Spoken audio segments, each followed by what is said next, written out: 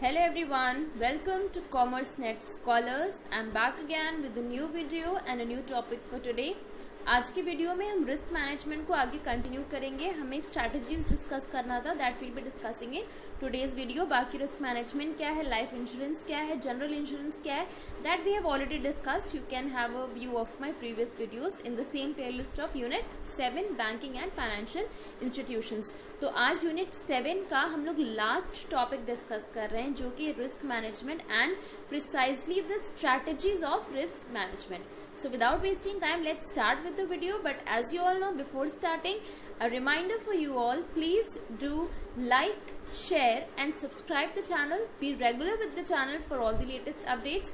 And अगर आपने अभी तक सब्सक्राइब नहीं किया है तो subscribe it right now. Let's proceed with the video without wasting any further time. Risk management क्या था? This we had already discussed. What risk management is basically identifying the risk, analysing them, assessing the degree of the risk that is involved and ranking them in some order. This all involves the process of risk management. So today the topic that we will be discussing first is about the principles of risk management. कि वो कौन से principles हैं जिनके basis पर risk management companies assess करती हैं, कौन से principles consider करती हैं companies while assessing the risk management for a particular project or for any investment proposal. First is prevention and minimisation of loss. यानी कि हम कुछ हद तक तो ये कोशिश करेंगे कि हमें लॉस इनकर करना ही ना पड़े. जो रिस्क हम लेने जा रहे हैं वो इस नेचर का हो कि उसमें लॉस जो है वो या तो ना हो, या अगर प्रेजेंट हो तो वो कम से कम हमें अफेक्ट करे. तो ये पॉइंट यही समझाता है कि आप ऐसे इन्वेस्टमेंट्स में, ऐसे प्रोजेक्ट्स में इन्वॉल्व नहीं हो रहे जिसमें बहुत ज्यादा रिस्क है, बहुत ज्यादा लॉस है. तो अल्टीमेटली क्या हो रहा है, या तो आप लॉस और उसको पूरी तरह प्रिवेंट कर ले रहे हैं या फिर उसको किसी हद तक मिनिमाइज कर पा रहे हैं. This is what first point है. सेकेंड बोलता है possibilities versus probabilities. Possibility basically एक पॉजिटिव एस्पेक्ट शो करता है कि ये चीज होने की पॉसिबिलिटी है, चांसेस है.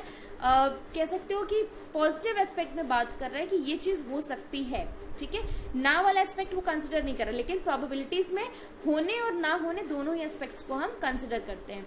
Loss prevention, again we are talking about preventing the losses till the time and till the extent we can actually prevent them. next is self insurance. self insurance का कॉन्सेप्ट यहाँ पे ऐसे है कि आपने कोई रिस्क लिया नहीं, आपको कोई लॉस हुआ नहीं, तो अल्टीमेटली आप इस कह सकते हो फाइनेंशियल स्टेट में हो, इस फाइनेंशियल कंडीशन में हो कि आप कि जो लॉसेस होंगे वो आपको अफेक्ट नहीं करेंगे, या फिर आपने कोई रिजर्व क्रिएट कर रखा है, आपने अलग से फंड्स क्रिएट कर रखे हैं to bear the losses and the risk that are going to arise within the working procedure of the company और द बिजनेस. नेक्स्ट हम बात कर लेते हैं रिस्क मैनेजमेंट स्ट्रैटेजीज के बारे में. सबसे पहला है हमारा स्ट्रैटेजीज, मतलब वो क्या तरीके हैं जिसकी वजह से हम काउंटर अटैक करेंगे रिस्क को और कैसे हम मैनेज करेंगे रिस्क को. सबसे पहला रिस्क अवॉइडेंस.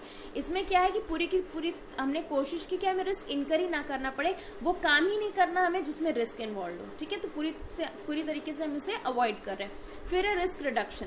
इन्वॉल्व तो हम हो रहे हैं ऐसे प्रोजेक्ट्स में, ऐसे इन्वेस्टमेंट्स में, लेकिन हम उसको किसी ना किसी फॉर्म में रिड्यूस कर दे रहे हैं. उसके जो चांसेस हैं अकरेंस के उसको हम रिड्यूस कर रहे हैं. ठीक है, by some having some safe investments or anything that the company, any idea that the company has at its own level.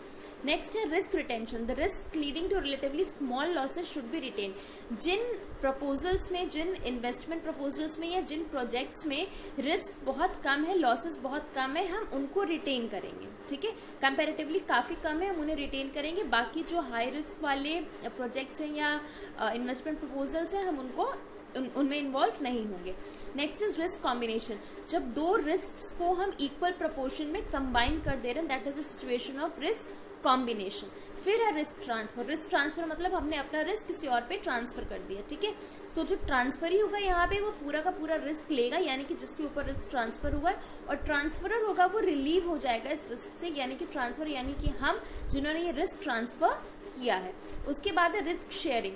Risk sharing में जो भी लॉसेस अराइज हो रहे हैं, ठीक है, शेयरिंग में हम क्या करें, कॉम्बिनेशन इज समथिंग डिफरेंट. हम दो रिस्क को कंबाइन कर दे रहे हैं इक्वल प्रोपोर्शन में, लेकिन शेयरिंग में हम क्या करें कि जो भी लॉसेस होंगे, हमें जो भी रिस्क हमने लिया उसके बिहाफ पे जो भी लॉसेस हो रहे हैं उसको हम शेयर कर रहे हैं, आइदर बिटवीन टू पार्टनर्स और between two departments, any way as it is decided by the company or the organization. Next, risk hedging. जो भी प्राइस फ्लक्चुएशंस हो रहे हैं ना शेयर्स में या किसी असेट में या जो भी इन टू डिफरेंट मार्केट्स, उन प्राइस फ्लक्चुएशंस को रिजॉर्ट करने के लिए जो भी स्टेप्स हम लेंगे that will B covered under risk hedging. I have prepared a separate video for hedgers, arbitrators and speculators. You can go and watch that video too, so that जो भी आपका confusion हो अगर hedgers के बारे में वो आपका clear हो जाएगा. Next and the last topic for today that we have is risk management process. यानी कि हम risk को manage कैसे करें, इसका actual process क्या है. इसके 3 different processes हैं, 3 different stages हैं. सबसे पहला है risk analysis, दूसरा है risk control और तीसरा और लास्ट स्टेप है इसका रिस्क फाइनेंसिंग. रिस्क एनालिसिस में हम एक्चुअली एनालाइज कर रहे हैं कि रिस्क है क्या, जिसके 3 डिफरेंट स्टेप्स हैं. डिटर्मिनेशन ऑफ ऑब्जेक्टिव्स, पहले हम ऑब्जेक्टिव डिसाइड करेंगे अपनी ऑर्गेनाइजेशन के लिए, अपनी कंपनी के लिए. उसके बाद आइडेंटिफिकेशन ऑफ रिस्क. हमने जब कोई ऑब्जेक्टिव बनाया है तो बट ऑब्वियस है कि हम जो भी काम करना चाह रहे हैं उसमें कुछ ना कुछ रिस्क इन्वॉल्व होगा. तो उसके बाद एक बार ऑब्जेक्टिव सेट कर लिए हमने, डिटरमाइन कर लिए, उसके बाद हमें ये समझना है कि इसमें कौन कौन से रिस्क इन्वॉल्व हैं और उसके बाद हमें उन रिस्क को इवेल्युएट करना है ताकि हम ये समझ पाए कि हम एक्चुअली उन रिस्क को कंट्रोल कैसे करेंगे, जो कि हमारा सेकेंड स्टेप आता है प्रोसेस में. अब रिस्क कंट्रोल में सबसे पहले आएगा रिस्क अवॉइडेंस, यानी कि पूरी तरह हमने रिस्क को अवॉइड कर दिया, हमें वो काम ही नहीं करना जिसमें रिस्क है. ठीक, उसके बाद आता है रिस्क रिडक्शन, जहां पे हम अपने रिस्क की जो चांसेस हैं, जो प्रोबेबिलिटीज है, उनको हम रिड्यूस कर रहे हैं. ठीक है. फिर है risk retention, actually retaining those projects and those investment proposals जिसमें रिस्क और लॉस कम से कम इन्वॉल्व हो. और रिस्क ट्रांसफर, यानी कि हम अपना रिस्क किसी और को ट्रांसफर करें. रिस्क ट्रांसफर का बेस्ट एग्जांपल हमारा इंश्योरेंस हो सकता है. ठीक है. और थर्ड स्टेप जो हमारा आता है रिस्क फाइनेंसिंग. अब एक बार रिस्क को एनालाइज कर लिया, हमने डिटरमाइन कर लिया कि बेसिकली हम किस लेवल तक रिस्क को कंट्रोल कर सकते हैं, जितना कंट्रोल कर सकते हैं हमने किया. जो बियॉन्ड कंट्रोल है उसके लिए हम एक रिस्क फाइनेंसिंग के स्टेप पे जाएंगे, यानी कि उसको बियर करने के लिए हमारे जो भी हमें अलग से रिजर्व्स क्रिएट करने या जो भी हमें फंड्स अलग से we have to set aside, all that will be done in risk financing. जैसे कि आप देख सकते हो on the screen I have written the objective is to spread more evenly over time the cost of risks in order to reduce the financial strain and possible insolvency which the random occurrence of large losses may cause. जो एक insolvency का state आ सकता है business में, जो कि एक financial strain का सिचुएशन पैदा हो सकता है, उसको काउंटर अटैक करने के लिए we are resorting to risk financing. ठीक है, ताकि हम उन लॉसेस को कुछ हद तक बियर कर सकें.